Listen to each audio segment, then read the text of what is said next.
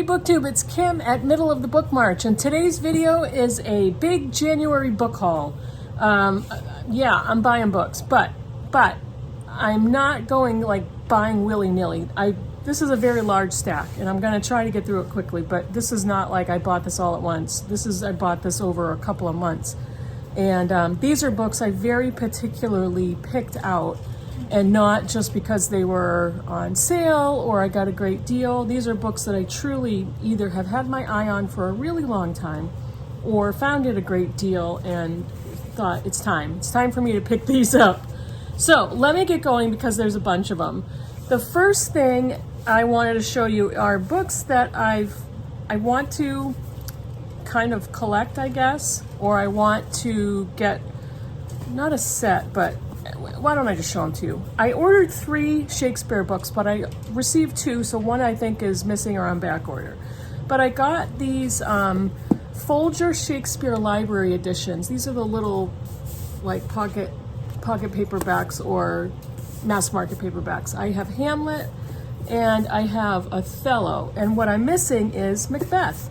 So I have these 2. And Macbeth was not in the box, but I will find out about that and get those.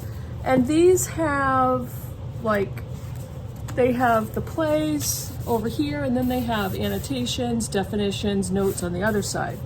So I'm really looking forward to these. I'm going to work my way through Shakespeare's works a little at a time, most likely just the plays. I also got this, Democracy in America by Alexis de Tocqueville, which, on my radar, this is the complete and unabridged, volumes 1 and 2. Yes, it is another mass market paperback, but easy to read, and it's floppy pages and interesting. You don't usually see that in a mass market, but really interested to read this one. This is basically Democracy in America. America's call for a free press to its embrace of the capitalist system. Democracy in America, first published in 1835. So who wouldn't want to read this? There's an answer for that, and probably not a very positive one, but I am interested in reading this because I want to learn more about my own American history. Oh, let's see, where do I go next? Susan Sontag, On Women.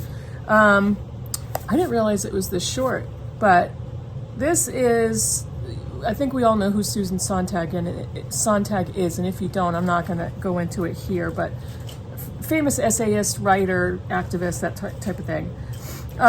This presents 7 essays and exchanges spanning a range of subjects: the challenges and humiliations women face as they age, the relationship between women's liberation and class struggle, beauty, feminism, fascism, and film.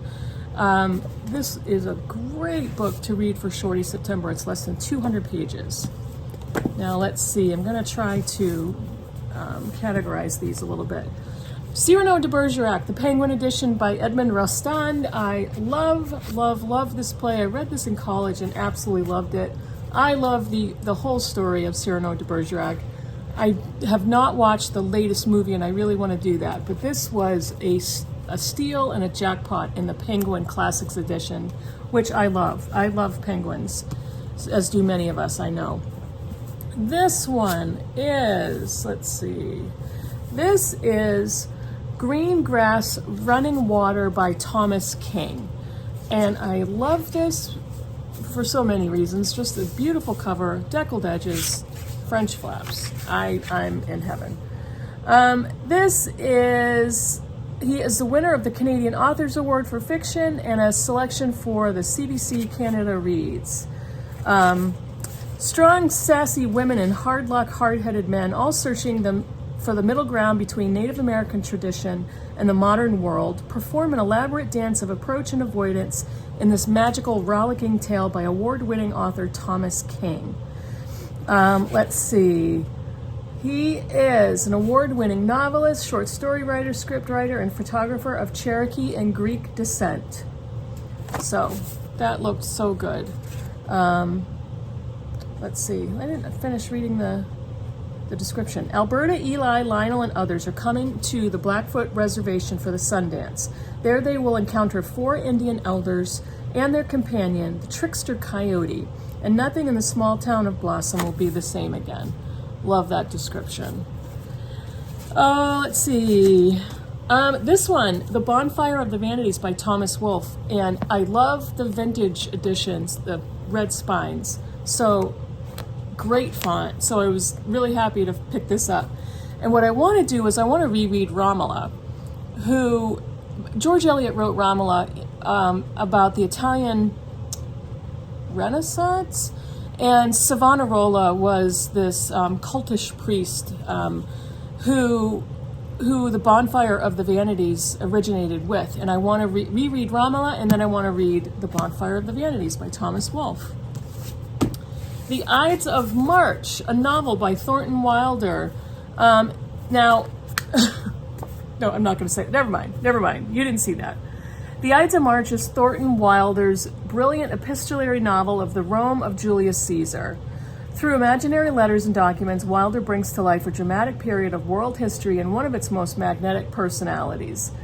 And let's see, in this dazzling novel, the Caesar of history becomes Caesar the human being as he appeared to his family, his legions, his Rome, and his empire in the months just before his death. Really looking forward to this one. And yeah, this is another slim one. Not so slim for Shorty September, but still a slim book. Let's see. This is nonfiction. I think this may be the only nonfiction I bought. Yep, this is the only nonfiction. Raising Lazarus by Beth Macy. I'm talking too fast.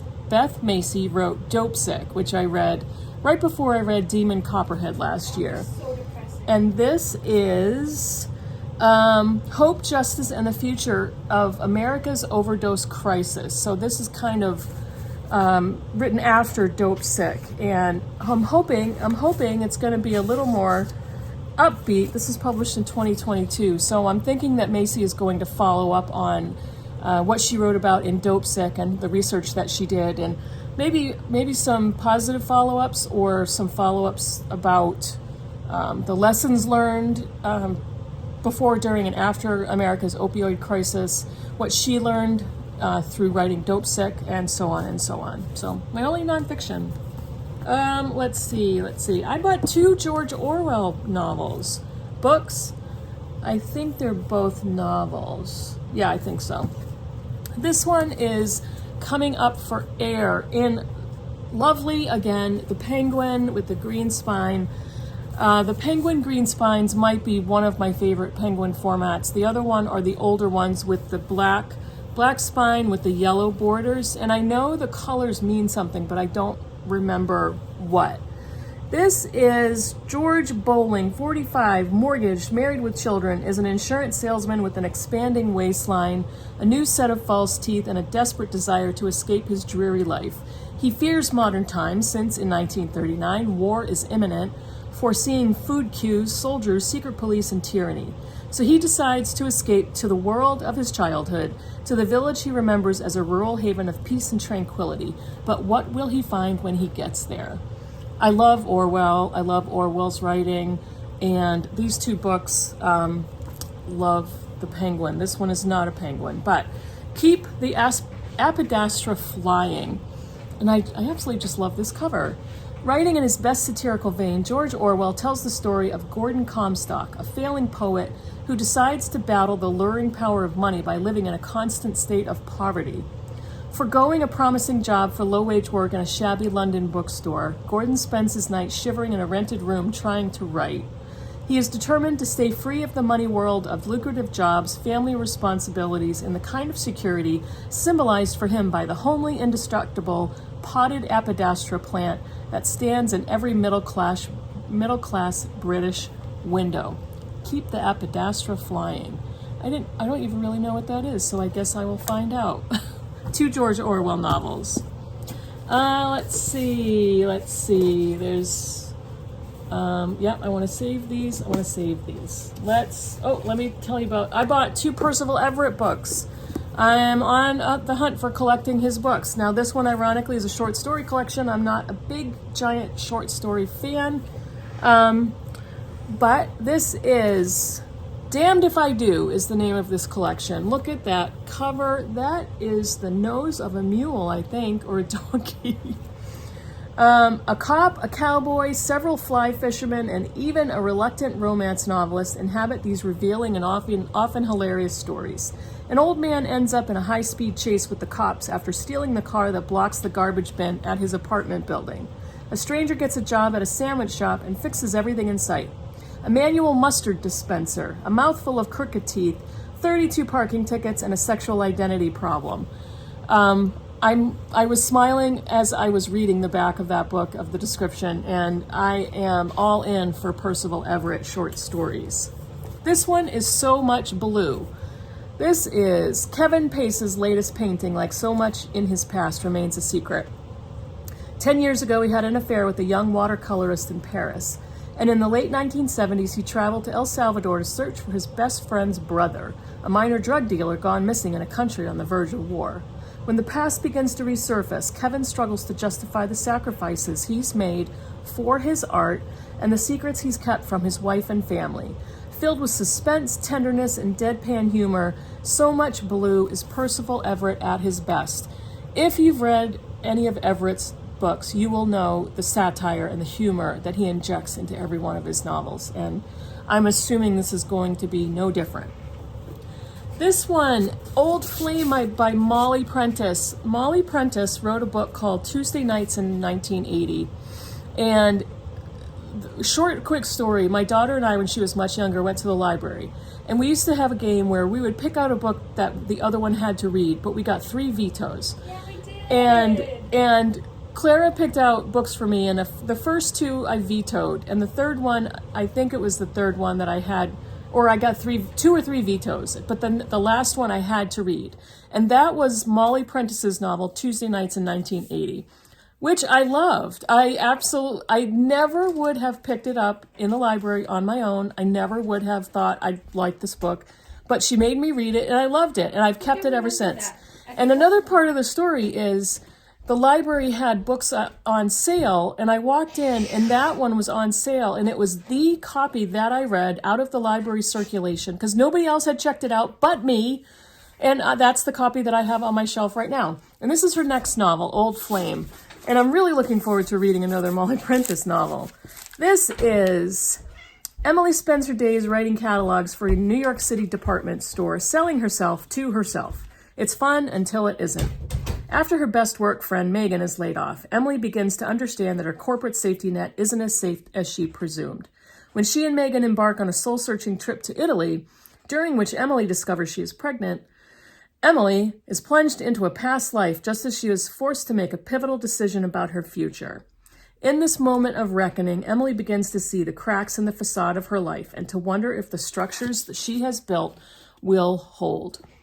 Really looking forward to reading another Molly Prentice.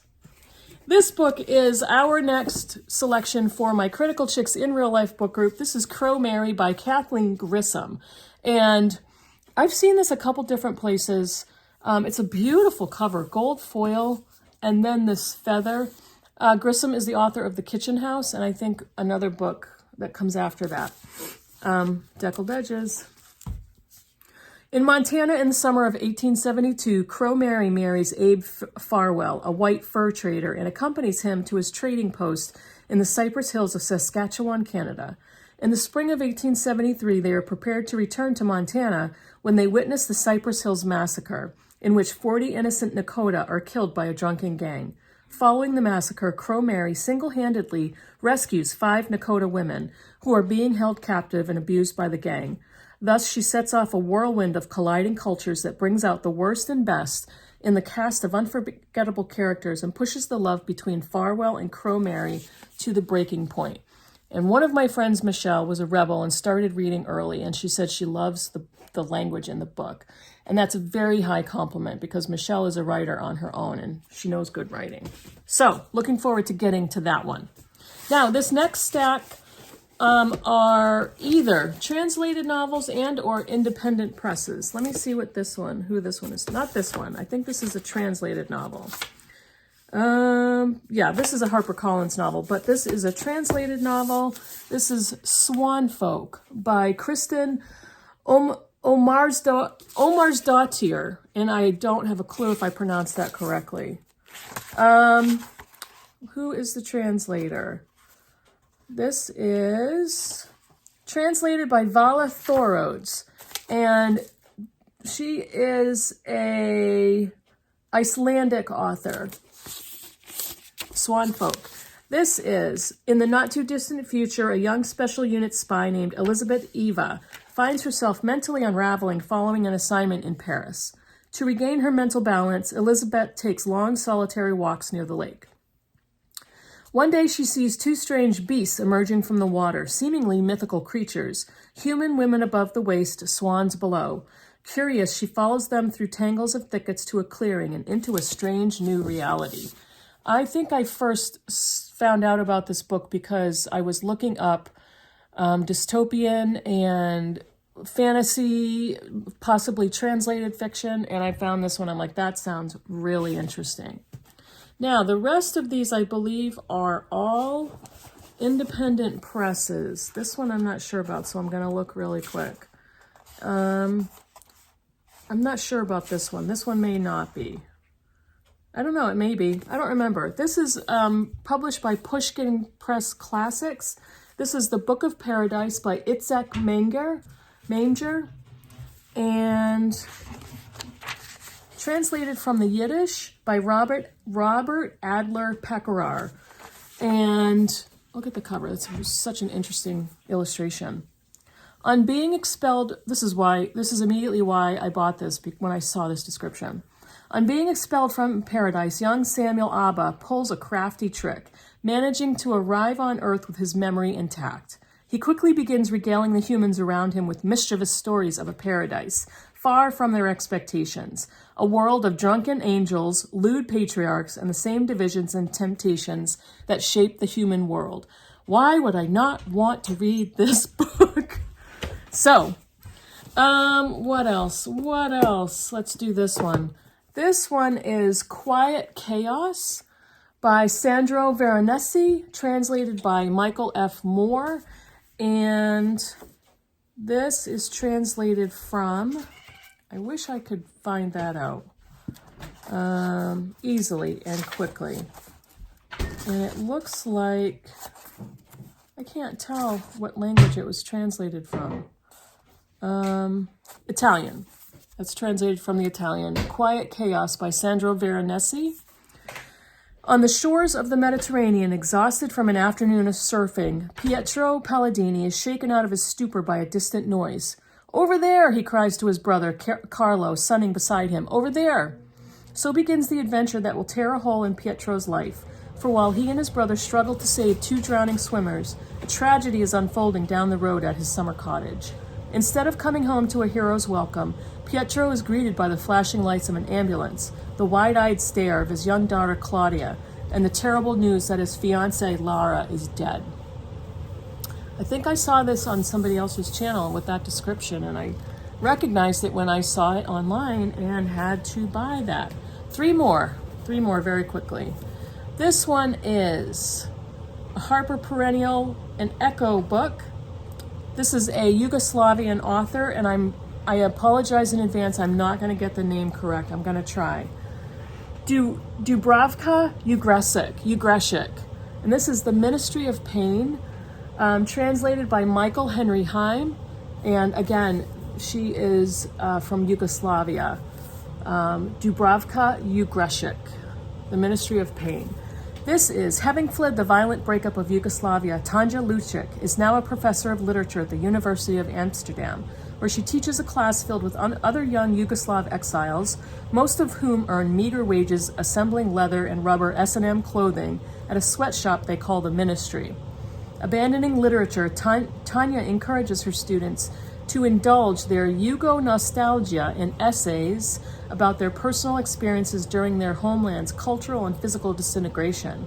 But Tanya's act of academic rebellion incites the rage of one renegade member of her class and pulls her dangerously close to another, which in turn exasperates the tension of a life in exile that has now begun to spiral seriously out of control.